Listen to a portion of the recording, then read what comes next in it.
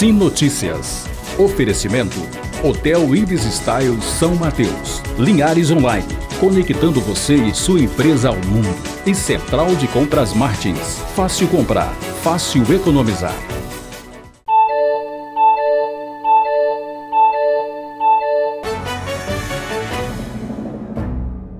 Olá, é hora de conferir os principais destaques de Linhares e região. Está no ar mais uma edição do Sim Notícias. Veja na edição desta sexta-feira. Tio e sobrinho são feitos reféns de bandidos durante assalto em Linhares. Justiça recebe denúncia contra arqueólogo acusado de se apropriar irregularmente de material histórico da União. Ciretran inaugura novo espaço de atendimento ao público neste sábado no shopping de Linhares. Serliges prepara a celebração pelo centenário da tia Dulce Pestana, personalidade histórica de Linhares e que faleceu em 2013. Confira também a coluna Ginástica Cerebral com a psicopedagoga Maria Olímpia. No último bloco do Sim Notícias de hoje, confira uma entrevista com o secretário de Estado da Agricultura, Otaciano Neto. Ele fala sobre o projeto de construção de barragens no Espírito Santo. E o resumo do nosso esporte com Altemar Félix.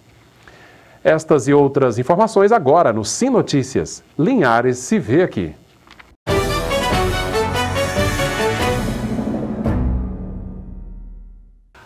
A Justiça Federal recebeu a denúncia feita pelo Ministério Público Federal em Linhares contra o arqueólogo João Luiz Teixeira. Ele é acusado de apropriação indébita e de prejuízo ao patrimônio histórico da União pela retirada irregular de peças de sítios arqueológicos locais, de acordo com a denúncia do MPF. O local onde as peças arqueológicas foram encontradas é uma casa abandonada que fica na região de Barra Seca, litoral de Linhares, usada como museu. A ordem para a remoção das peças foi dada pela Justiça Federal. O material estava em péssimas condições de acondicionamento, sem nenhum tipo de registro ou catálogo, com referências ao local onde foi extraído ou referência histórica, esgotando completamente qualquer valor de patrimônio histórico desse material. O Ministério Público Federal acusa o arqueólogo João Luiz Teixeira de apropriação indébita e de crime contra o patrimônio da União pela retirada irregular de material de sítios arqueológicos em locais onde seriam erguidos empreendimentos imobiliários em Linhares. Havia vários empreendimentos, loteamentos, em que ele fez a retirada do material para posteriores estudos em laboratório e que esses estudos não foram completados. O Ministério Público Federal já deu oportunidade, antes de oferecer a denúncia, de ouvi-lo. Ele teve a opção, que é um direito constitucional, de permanecer calado. Então nós continuamos as investigações e chegamos à conclusão que era um caso de denúncia. De acordo com a denúncia, boa parte do material apreendido foi retirada desta área, onde seria feito um loteamento aqui na cidade de Linhares. Como as peças arqueológicas não estavam catalogadas, fica difícil saber a origem delas, o que, na opinião do Ministério Público Federal, representa um grave prejuízo para o patrimônio histórico da União. Em paralelo a essa ação judicial, já corria uma ação civil pública proposta pelo IPHAN por conta dessas condições precárias de acondicionamento. Nessa ação civil pública, o juiz federal deu uma liminar determinando a retirada do material e seu alocamento para o museu em São Mateus, ou seja, o material já está de posse do IPHAN. Por causa dessas irregularidades, a licença para um dos empreendimentos foi suspensa e a empresa que contratou o arqueólogo para fazer o serviço procurou o Ministério Público e fez a denúncia. Além da condenação pelo prejuízo ao patrimônio histórico, o Ministério Público Federal quer ainda que o arqueólogo catalogue o acervo apreendido. Nessa ação civil pública proposta pelo IPHAN e que tem a intervenção do Ministério Público Federal, já está pedido que o senhor João Luiz faça esse estudo, faça esse catálogo, fazendo uma relação do material apreendido com a sua origem, com a sua questão histórica. Porque esse material, mesmo estando bem acondicionado, mas sem esse registro, ele perde seu valor histórico. Bom, nós conversamos por telefone com o arqueólogo João Luiz Teixeira. Ele não quis gravar a entrevista. Ele foi candidato a prefeito de Linhares nas últimas eleições. João Luiz afirmou ter agido dentro da lei e se disse vítima de uma perseguição por parte do IPHAN. Afirmou ainda confiar na justiça. Já o Instituto do Patrimônio Histórico e Artístico Nacional, IPHAN, afirmou por meio de nota que no ano passado já havia pedido a apuração do caso por parte do Ministério Público. O órgão disse ainda que após o recolhimento e envio do material para um museu em São Mateus, agora está aguardando a justiça determinar o cumprimento das demais ações solicitadas. A Ciretran de Linhares abrirá em novo endereço na próxima segunda-feira. Os atendimentos serão feitos no Shopping Pátio Mix, no bairro Movelá. A inauguração será neste sábado pela manhã e contará com a presença do governador em exercício, César Colnago. Segundo o Detran, a mudança vai proporcionar um serviço mais moderno, cômodo e confortável aos usuários. A direção do Shopping Pátio Mix disse que os usuários em busca de atendimento na Ciretran local não irão pagar taxa de estacionamento. Chegou a sexta-feira, é dia da coluna Ginástica Cerebral com a psicopedagoga Maria Olímpia.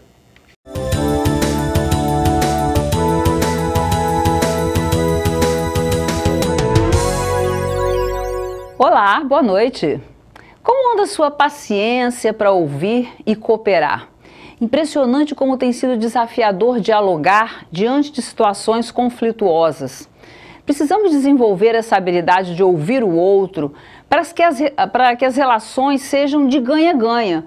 Por que para um ganhar, o outro tem que perder? Preste atenção a essa historinha de João e Maria. João e Maria estavam quase botando fogo na casa, brigando por causa de uma laranja.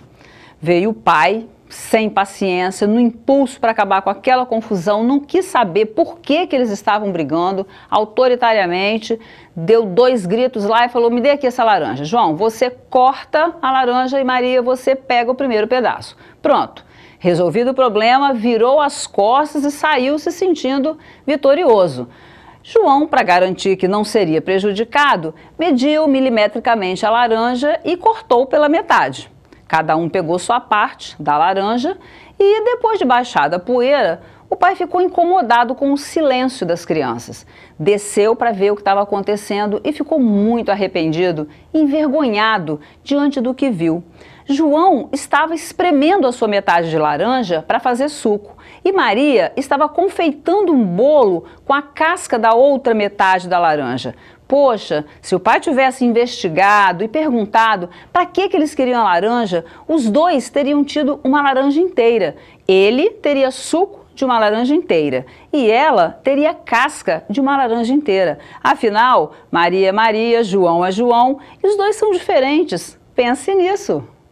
Muito obrigado, Maria Olímpia, e até a próxima semana. É hora da gente ver como fica o tempo neste sábado em toda a região. Sábado com sol forte, muitas nuvens. Em Linhares, temperaturas entre 21 e 31 graus. Colatina, mínima de 20, máxima de 32. São Mateus, mínima de 21 e máxima de 33. Já em Vitória, variação entre 20 e 30 graus. A seguir, você vai ver no Sim Notícias. Tio e sobrinhos são feitos reféns por bandidos em Linhares. É um instante só. 2 homens foram feitos reféns por bandidos durante um assalto na rodovia Laércio Fiorotti, conhecida como Estrada de Jataipeba, na tarde da última quinta-feira. Os assaltantes se passaram por clientes interessados num frete e atraíram as vítimas ao local. Enquanto a polícia fazia operações na sede do município, foi no interior que os bandidos agiram e fizeram vítimas. Na Delegacia de Crimes contra o Patrimônio de Linhares está o registro de uma ação na estrada que dá acesso a Jataipeba. 2 homens, um de 36 e outro de 18 anos, foram feitos reféns de 6 assaltantes, depois de um falso pedido de frete. As vítimas estavam em um Ford F1000 quando marcaram um encontro com falsos clientes na estrada. Quando descobriram que era assalto, eles foram levados para uma casa abandonada que fica a pelo menos 3 quilômetros do local do encontro. Os homens estavam armados com pistolas. Na delegacia da cidade, as vítimas relataram que não houve agressão, mas os bandidos levaram pertences e uma quantia em dinheiro. A PM esteve no local e disse que os homens foram deixados amarrados em uma árvore na estrada até que foram encontrados. Enquanto esse caso está sendo investigado, a polícia ainda não sabe qual o paradeiro de 2 ladrões que roubaram um veículo Gol na Praça do Pontal do Ipiranga na noite da última quarta-feira. Os bandidos levaram o dono do veículo para uma estrada próxima do balneário, junto com o carro levado em assalto. A vítima foi abandonada na estrada e logo depois buscas foram feitas pela PM e o veículo Gol foi encontrado. Não há informações que levem aos autores deste caso. Enquanto as atenções estavam na sede do município, o crime passou a ser registrado em regiões onde a polícia leva mais tempo para chegar. A Polícia Civil está em busca de informações que levem aos autores desse crime. A memória da linharense Dulce Campos Pestana, carinhosamente chamada de Tia Dulce, está prestes a ganhar mais um capítulo. A Seccional Regional de Linhares do Instituto Histórico e Geográfico do Espírito Santo, Serliges, e a Prefeitura de Linhares programaram para a próxima quarta-feira, dia 12, a celebração pelo centenário de Tia Dulce Pestana. Será às 7 da noite no Centro Cultural Unice Avanza, na Praça 22 de Agosto, no centro de Linhares. Falecida aos 96 anos de idade no dia 8 de dezembro de 2013, Tia Dulce ainda é lembrada pelo prazer que tinha em compartilhar verbalmente a história sobre o surgimento da cidade de Linhares. Realmente um momento importante histórico para o nosso município. Agora a gente confere como fechou a semana o mercado do café.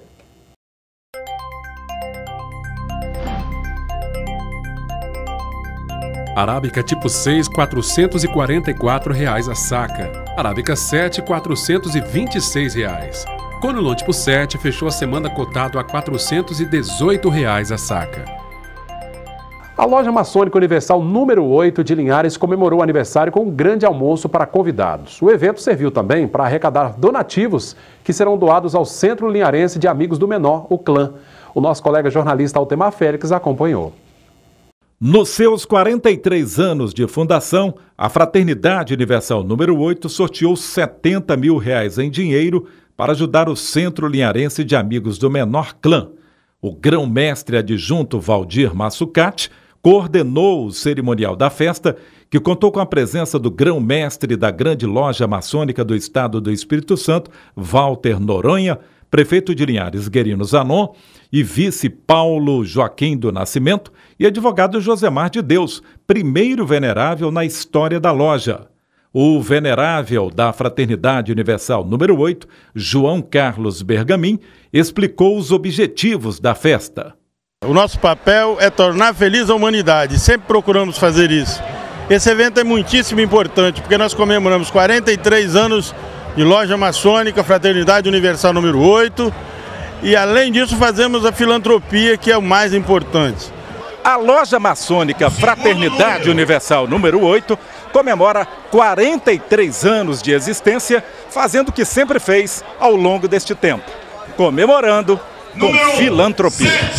Ninguém faz nada sozinho. A maçonaria tem uma força muito grande, mas precisa dessas pessoas que estão aqui hoje, como estão, nos ajudando para podermos ajudar e fazer o nosso papel de filantropia, de ajudar o próximo e tornar a humanidade feliz. Os irmãos que foram homenageados aqui hoje são valorosos irmãos. Irmãos que têm um grande trabalho pela maçonaria, um grande trabalho para a comunidade de Linhares.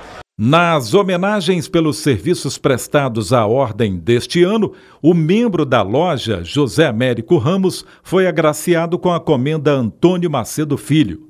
O venerável João Carlos Bergamin representou a loja Fraternidade Universal número 8 para receber a comenda Vanderlei Colodete, do representante dos graus filosóficos Samuel Silva Martins. O grande felizardo da festa foi Vilmar da Silva Nunes, que foi sorteado com um prêmio de R$ 40 mil. No total, R$ 70 mil em dinheiro foram distribuídos entre os 14 ganhadores, com valores de 40 mil, 10, 5 e R$ 1.000. Tá aí uma excelente iniciativa, né? E a gente continua com a Altemar Félix, que traz agora as informações do nosso esporte.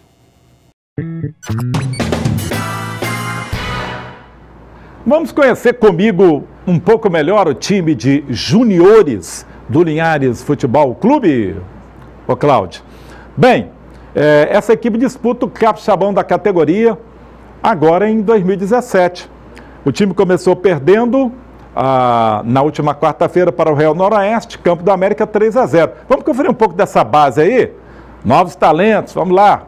Tem o goleiro Felício, laterais Dodô e Ulo, ou melhor, Iulo, zagueiros Murilo, Josemar, que é da Bahia, e Vinícius Brandão, meio-campistas Yasley, Eliezer, jogou no time principal, Ramon, Wesley e o Francisquinho, atacantes Átila, Denilson e Vitinho. Bem, essa base ainda vai ser reforçada aí por alguns jogadores que ainda não puderam ser regularizados.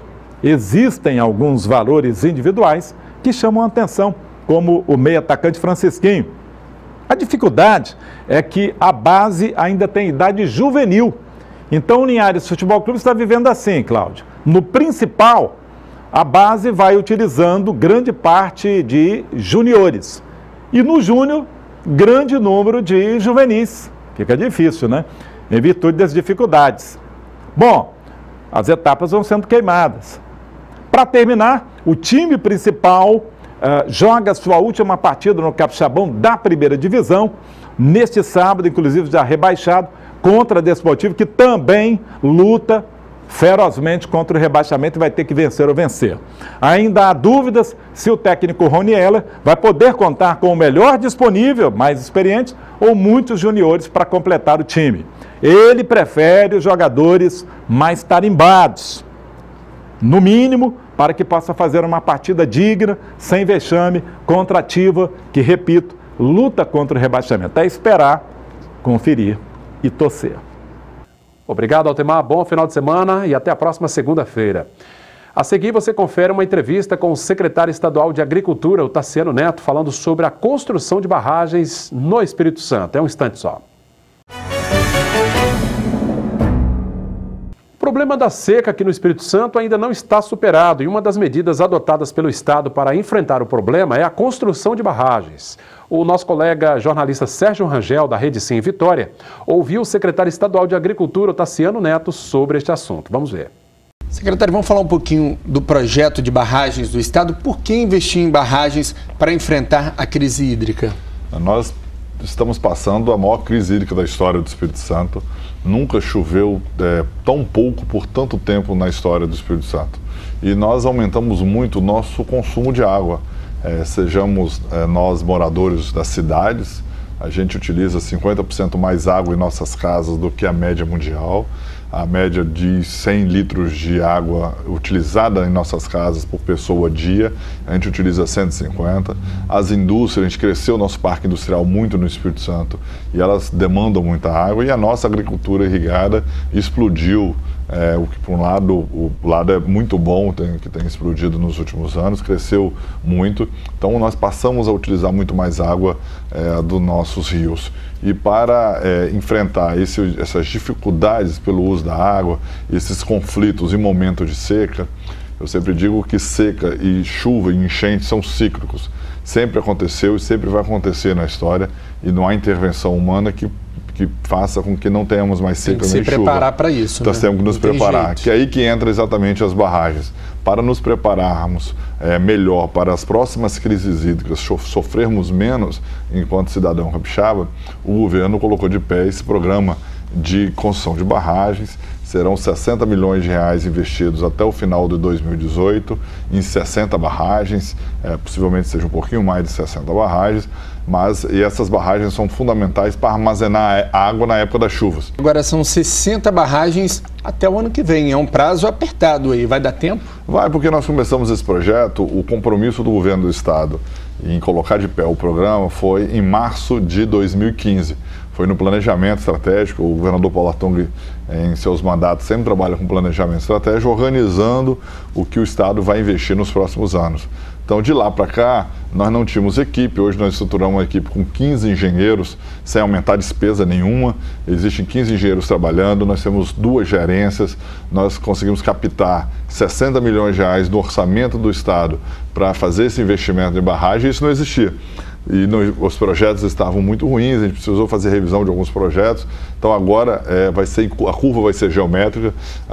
O ano passado nós investimos dos 60 milhões em torno de 5.